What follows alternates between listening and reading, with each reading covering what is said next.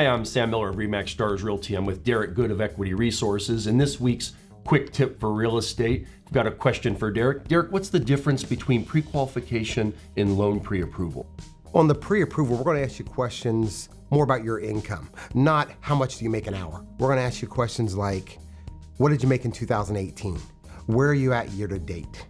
Your down payment, is it already verified? Do you already have your down payment in your bank account? We're going to really dive deeper into your situation. Do you look at debt to income ratios in that situation? Absolutely. On a pre-qualification, it's not diving deep into your actual situation. It's just, this is what my credit profile looks like. This is about what I can qualify for. And Derek, tell us, what's the benefit of getting pre-approved before you go out and look for a home? When you're looking to make offers, your offer holds so much more weight if you have a pre-approval letter from a lender.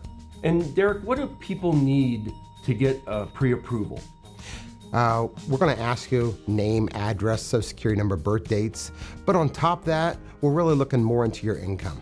Do you have the money for your down payment? So we're going to ask you questions like, need your W-2s, you need your pay stubs, you need to at least know the balances in your bank account information. You know, Derek, I've been in the real estate, 30 years plus, and a lot of the lenders, they force the buyer to come in and do the application for pre-approval. And I understand you have the ability to do it over the phone. You have an app online that they can do. Tell us a little bit about that. There's a lot of ways that you can do a pre-approval. We're still definitely available to meet somebody face-to-face. Never going to get away from that. We can do a pre-approval letter over the phone, so we can take your information over the phone. We also have many types of ways that you can access our information online. So through an app, through just online registration, how can they do that? Yep, our online application, we can send them a link.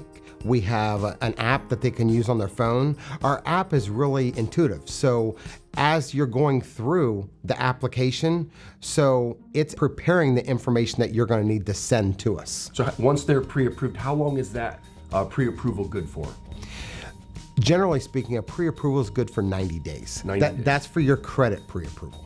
So, and if they don't find a house that they want in 90 days, they can do the pre-approval update and there's no charge for that, is that correct? Oh, no charge, and no charge for the initial pre-approval either. After 90 days, we're really gonna just have a brief conversation. Has anything changed? Has your income changed? Are you getting more or less hours? Do you still have the money in your bank account? So let me ask you this, let's say the market shifts and the interest rates would move upward 0.25%, would you need to update the client's pre-approval letter? We need to update it for their benefit. So if the market moves up interest rate, there's two things that we have to watch out for. Are you still comfortable with your housing payment? Sure. Because if the interest rate's up, your housing payment's gonna be up a little bit. Did the interest rate increase push you over your limit on where you qualify? So let's spin it the other direction. So in that situation, if that happened, they would still be pre-approved, but maybe just for a slightly lesser amount, is that right? That's correct. So let's go the other direction then. What if the interest rates would drop 1/4 or 1/2% and they're pre-approved? Now it seems they would be pre-approved for even a higher price. Is Absolutely, that right? That's always fun. Yeah, I'm sure the customer likes that. So Derek, how long from when a customer would reach out to you, either by phone or online application, does it take for them to obtain a pre-approval? The initial conversation, we like to go a little bit deep in your situation. So the initial conversation is going to take about 15 minutes.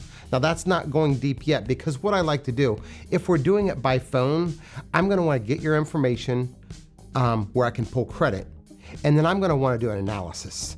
So what we'll do is we'll set up a time to call back at a later time.